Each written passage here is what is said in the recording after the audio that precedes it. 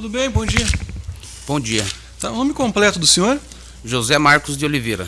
Tá, José, meu nome é Thiago, eu sou juiz de direito, sou responsável aqui por tocar a sessão de julgamento.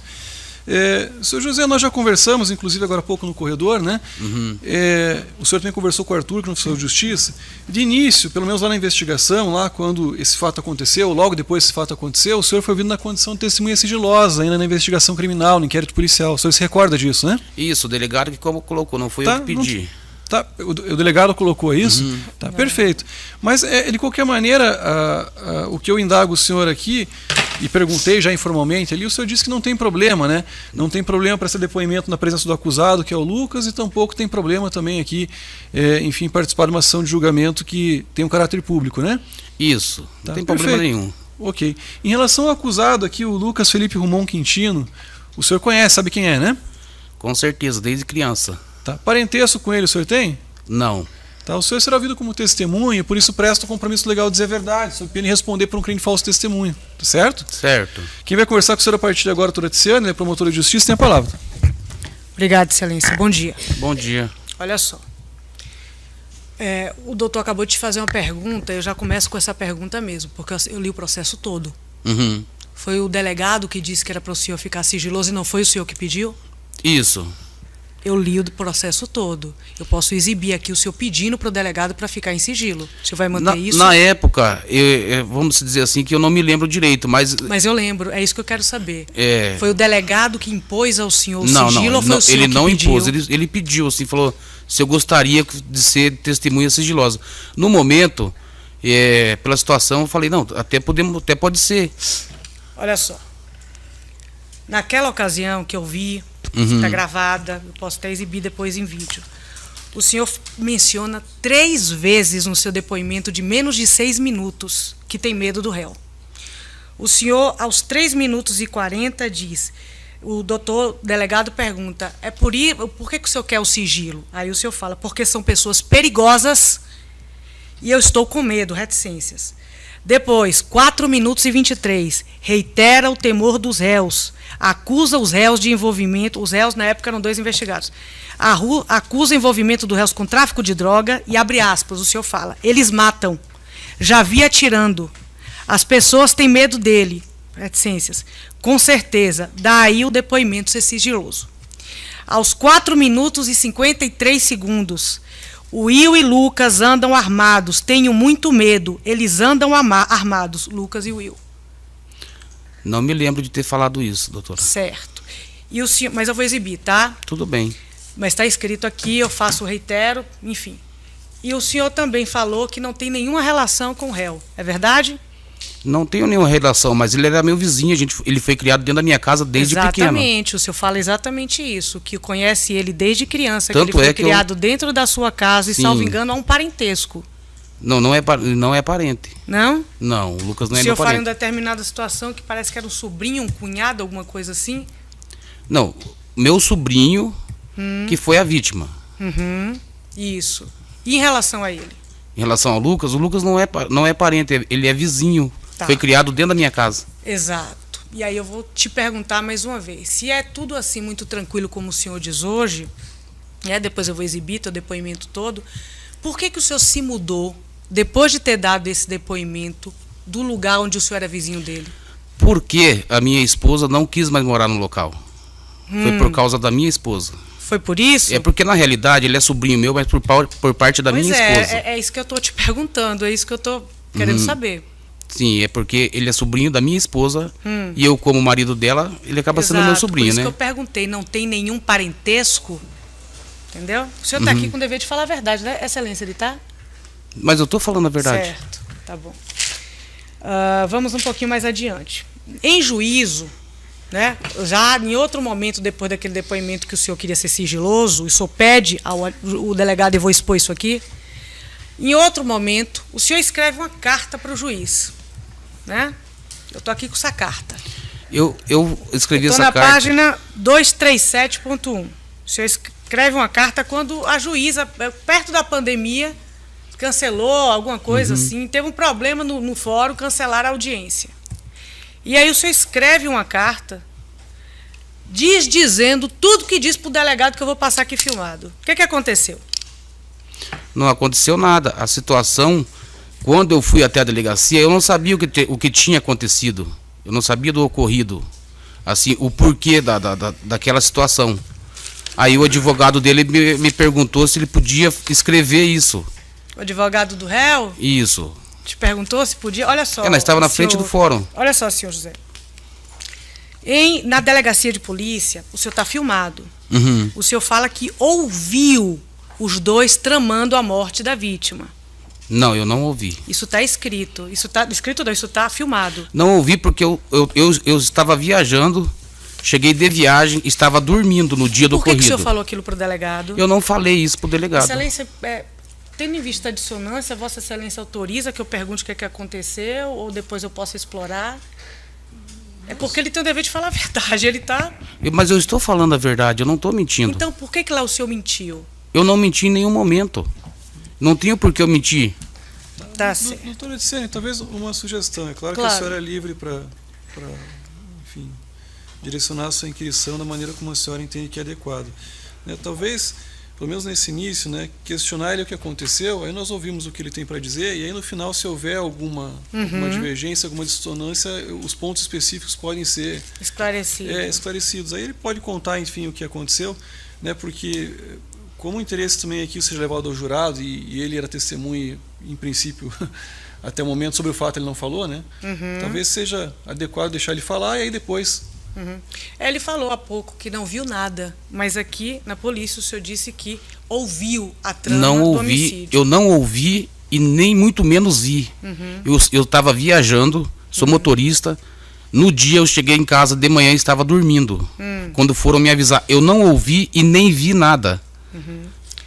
O senhor fala exatamente isso na polícia, tá? Abre aspas. 1 minuto, mais ou menos 1 minuto e 7. Mais ou menos umas 2 horas da tarde, né?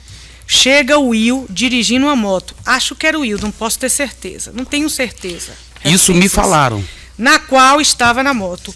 Mas um gritava para o outro. Abre aspas. O senhor teria dito que teria ouvido. Vamos lá que ele está marcando lá embaixo. Aí o outro falava. De repente, você vai bundear agora? Daí, em um prazo, fala para o delegado, senhor. Daí, em um prazo de 3 a 5 minutos, eu ouvi os estralos de tiros. E depois, eu não vi. Minha cunhada me ligou dizendo, mas o menino já estava morto. A mãe chorava muito. Doutora, nessa situação eu não vi e nem ouvi, muito menos o Will e o Lucas conversando. Eu estava dormindo dentro da minha casa. Entendi. Quando aconteceu, umas 2, 3 quadras para baixo... O senhor tem medo do réu? Nenhum, ele foi criado dentro da minha casa. Eu sei, mas é por que o senhor falou durante 3 oportunidades não que falei só estava isso. ali pedindo para que fosse em sigilo, porque tem muito medo dele? Porque na época ele estava andando com outras pessoas e talvez eu achei que poderia me prejudicar no momento. Entendi. Ah, então o senhor falou que tinha medo dele. Não falei que tinha medo dele. Não falei, nunca falei isso pra ninguém. Nem pro delegado. Nem pro delegado. Se a senhora achar isso aí gravado, eu tudo posso, bem. Excelência, me desculpa, mas eu preciso colocar até para eventualmente nem mais fazer pergunta a ele, tendo em vista a descredibilidade dele. Não tem problema, se a senhora quiser indicar o movimento, Sim. daí só 1 minuto. Até para ser rápido, o depoimento dele é relativamente rápido. Vamos lá. 1 minuto e 7 segundos. Tem à disposição ali? Movimento 29.3. Eu vou só pegar os pontos que eu estou te perguntando. Tudo bem, você tá doutor. negando. Querido, 29.3, 1 minuto e 7. Eu estava em casa dormindo. Era um sábado, umas 2 horas da tarde. Chegou uma moto com o Will dirigindo a moto. Não tenho certeza se era um dos dois estava na moto, que eu não vi. Mas um gritou pro outro, vamos lá embaixo que ele está marcando lá embaixo. Aí perguntou, e daí, você vai bundear agora? Foi aonde ele subiu na moto e desceram para baixo com uma moto preta. Num prazo de 3 a 5 minutos eu escutei os estralos, os tiros.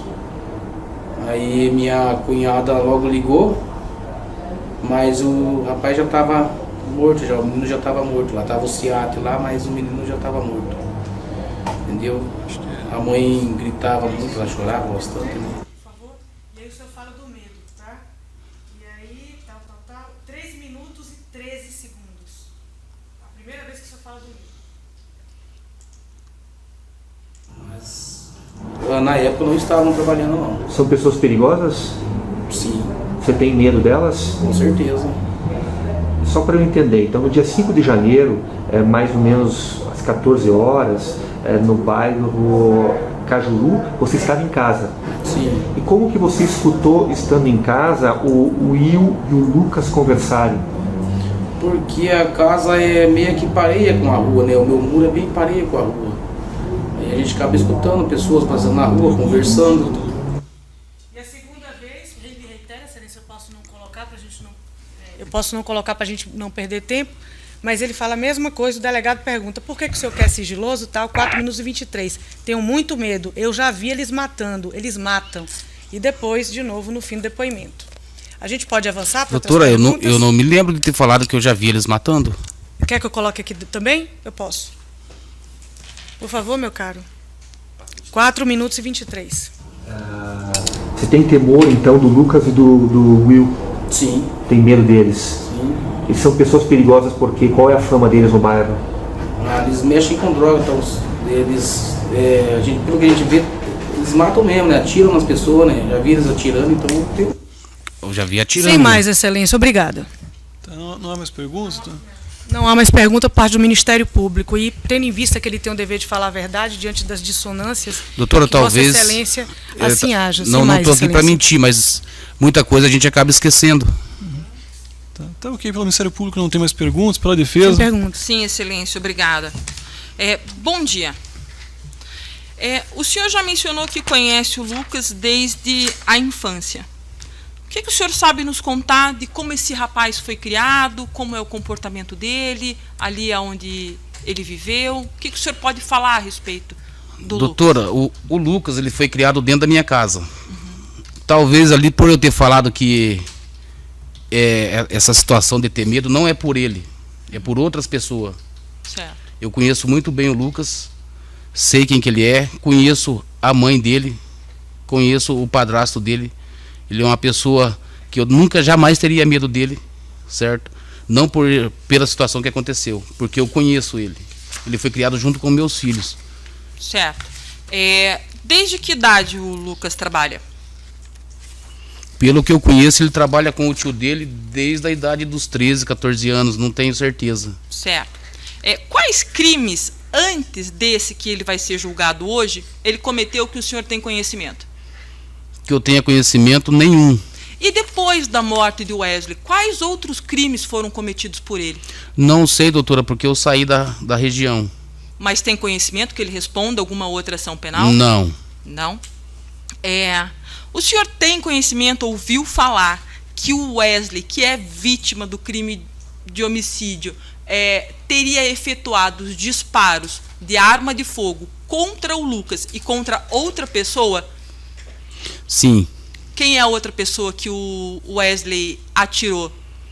Bom, no dia a gente estava na esquina, estava eu, o Lucas, a gente na minha casa era de esquina, conversando. Eu não me lembro bem, mas tinha mais um vizinho, acho que o Anderson, uma coisa assim. E foi aonde a gente escutou os tiros. Tá. Você sabe se o Lucas estava sendo ameaçado pelo Wesley? Eles estavam brigados. Ameaçado eu já não sei. Tá. Como começou essa briga? Começou numa festa em frente à minha casa, que tinha um churrasco de um vereador. E teve uma confusão entre os pais do Wesley e a mãe do Lucas. E o Wesley acabou agredindo a mãe do Lucas. O que o senhor sabe dessa agressão? Como que foi essa agressão? Ele bateu nela. Certo. Que idade tem a mãe do Lucas, o senhor sabe? Não tenho ideia. Não. Antes desse fato que coadunou com a morte do Wesley, houve algum outro confronto, briga que o senhor tenha conhecimento? Não. Tá. Hoje você tem contato com o Lucas e com a família dele? Não. Não. A família da vítima, o senhor tem contato ainda? Também não. Não. O senhor sabe se o Wesley, que é a vítima, tinha outros problemas ali? Era uma pessoa tranquila, não era? Era uma pessoa violenta, não era? Andava armado, não andava? O Wesley, ele era meio briguento. Ele armado eu não sei, porque só no dia que ele atirou lá em cima no menino lá, eu vi que nós estávamos na esquina, entendeu? Mas ele tinha problema sim. Tá, estou satisfeita, excelência. Devolvo a palavra. Pelo conselho de sentença, alguma pergunta?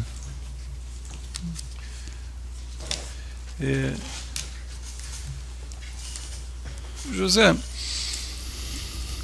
eu entendi aqui que o senhor disse que não se recorda o que o senhor disse na delegacia, e também pelo que o senhor me disse aqui, o senhor disse que é caminhoneiro, é isso? Sim, trabalho com caminhão. E que inclusive estava trabalhando e não estava em Curitiba, na cidade, é isso? Nessa época eu tinha acabado de chegar de viagem. Nesse dia eu tinha chegado de manhã de viagem e fui dormir. Tá, entendi. Quando é que o senhor ficou sabendo aqui desse episódio aqui? A mãe do Wesley me ligou, desesperada, que ele estava lá embaixo, baleado. Uhum. Quem que é a mãe do Wesley? Vanessa. Uhum. E aí o senhor fez o quê? Eu corri lá, mas quando eu cheguei lá, o SEAT já tinha levado o menino.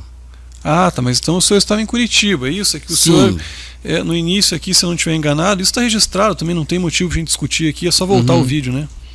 Eu tinha entendido que o senhor falou que nem em Curitiba estava trabalhando, que não estava no local, então o senhor estava na sua casa. Eu estava em casa. Ah, tá, perfeito.